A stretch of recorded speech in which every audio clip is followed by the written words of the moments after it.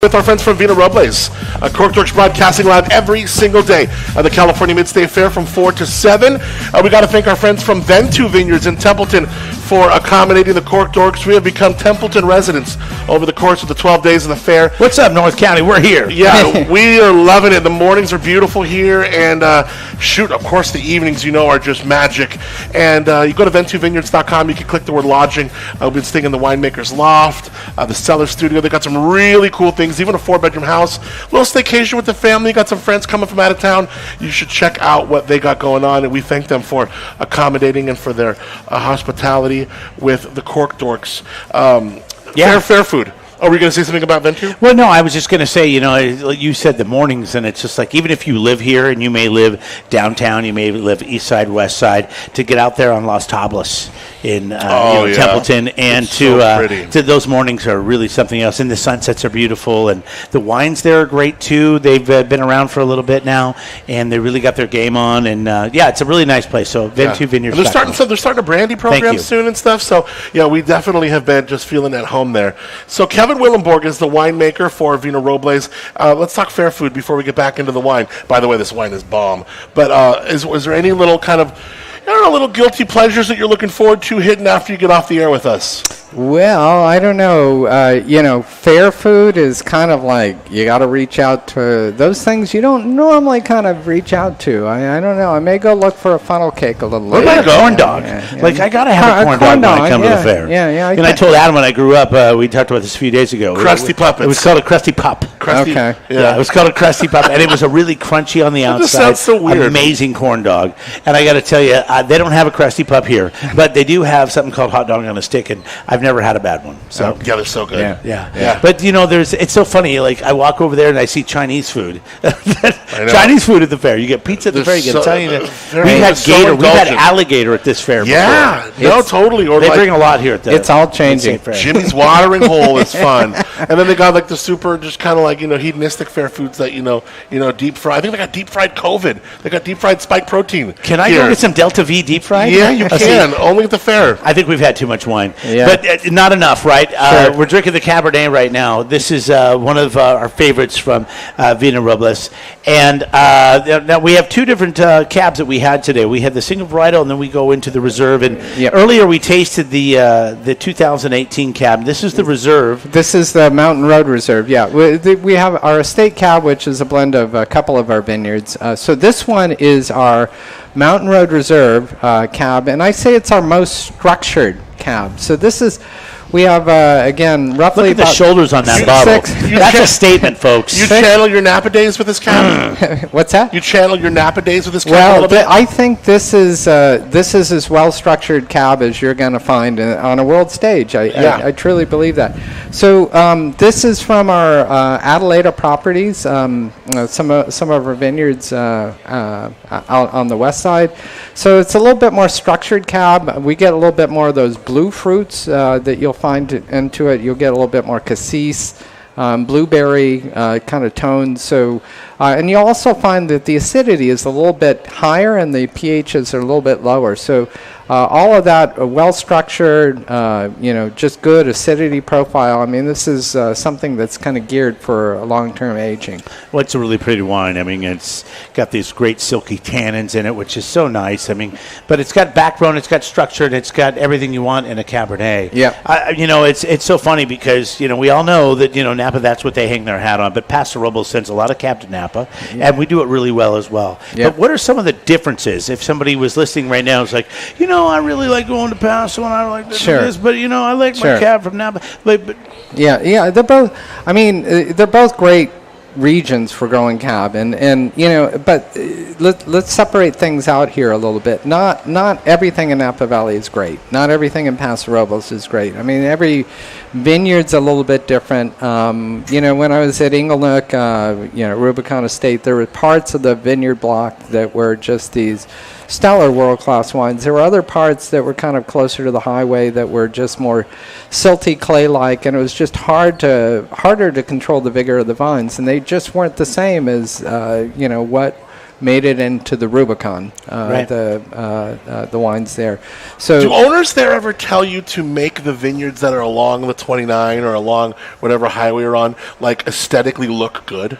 There's a big part of aesthetic appeal that draws people in. Yes, no, that's true. But it's not just that. But really, you're looking for the right vineyard spots and what really grows well. Anyway, the best vineyards that we found, the best blocks there were volcanic soils, very limiting soils. But what we have here in Paso Robles, we have very limiting soils too in spades. We have we're an ocean bed that rose up, so we have a lot of this calcareous matter in the soils, as you know. We're on the Pacific Plate. Right. So our best wines are, most structured wines are from those vineyards, very limiting soils. Because they're this ocean bed material that's risen up, these calcareous soils, and they limit naturally the vigor of the vines and put into balance the vines. We hardly have to do much canopy management to these vineyards. They're just beautifully balanced. They don't set a big crop. It's just, 2.5 tons an acre maybe is what you're going to get. You don't want to push it. You just let the vines do that. But they shut down naturally their vegetative growth. And then they start doing things naturally to put more energy into berry development. So we don't have to work it so much to put the vine in balance. They just do it naturally. Kevin, you know what? You're getting pretty tactical here, but you explain it so well. I mean, you really do. I think that's awesome. Or even two idiots like us can understand what you're saying. I mean, I understand exactly what you're saying. And, the thing is, when you go somewhere new and, you've never been there before, maybe you've been there before, and you have a preconceived judgment about a certain wine that they have that you've had somewhere else, open your mind to it, because you never know. This might be the next favorite wine that you have, and this is really beautiful. This is a beautiful wine. This is the big reserve. This is a nice cab. Yeah, but you notice how creamy this wine is? I mean, this is 2018. This is a well-structured wine. This will age in the cellar for, if you put it in the right conditions, 20, 30 years, no problem.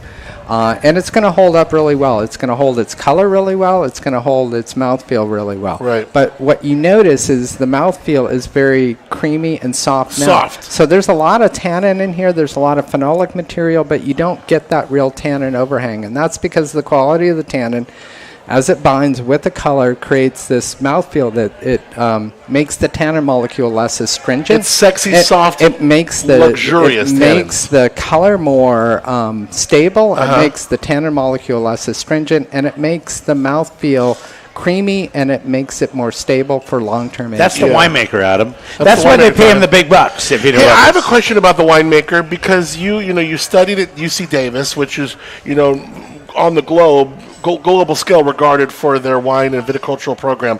Were there certain things you had to kind of like throw out the window a little bit when you started adopting and learning? Sure. You're almost 40 vintages in yourself. Yeah. Were there some things that can you almost get like too educated and be like, I got to be more malleable? I would say at Davis, what they taught me to learn is to learn to learn. To learn. Yeah, that's interesting. And in other words, not to.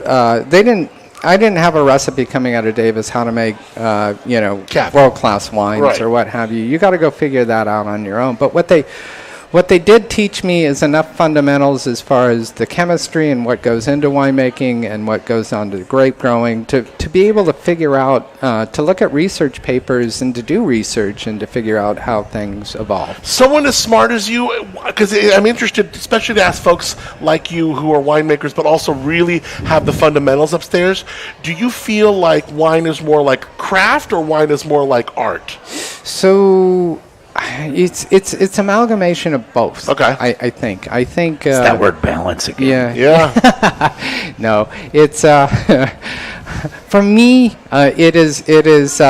You need. It's good to have a good understanding of what's going on with the vineyards and understand the physiology of the vine and how it kind of functions and how it produces, grapes and to ripen grapes. But then also the chemistry of the wines, how things kind of fit into balance. But really, what ties it all together is you have to taste, and it's that sensory aspect to it where you smell and taste. And a lot of times the science doesn't really come until the observation. So you got to go out there and observe it in the vineyard, in the wines, and then you come back and it's like, wow, I made this great wine. How did I do that, and what went on? Yeah. And I bet Kevin sings to his wines. You sing to your wines a little bit? Ryan Render texted and said, nice, Kevin Willenborg, legend. Lots of love. That's pretty cool. Thanks, Ryan. Rendario in the house. Ryan Rendario. I'm so glad he's our number one texter. All right, we're at the Cork Dorks at the California Mid-State Fair. And I got to tell you, how exciting is it going to be to taste this wine in 20 years? Yeah. Yeah, it's well. You must opening up. Well, the nice thing is you can drink it. No, you can drink it now. Even now, but in 20 years, if I bought a case of this, let's drink it every 2 to 5, 4 years, and see how it changes. This wine is definitely going to hold up over time. Kevin, thanks for hanging out. Yeah, you bet. Thanks to the whole team here at Vina Robles for hanging out. I mean, don't forget they have these great concerts. You can drink these fantastic wines there. They also have some great Central Coast craft brews, some amazing food, and they do it at the bistro every day. Executive Chef Josh is doing it like on top. He's got falafel. He's got a lot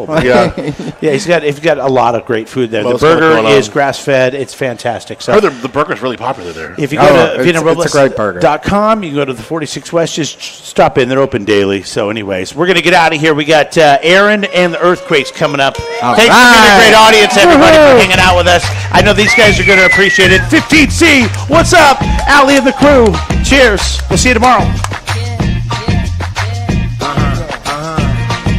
This one goes out to you and yours.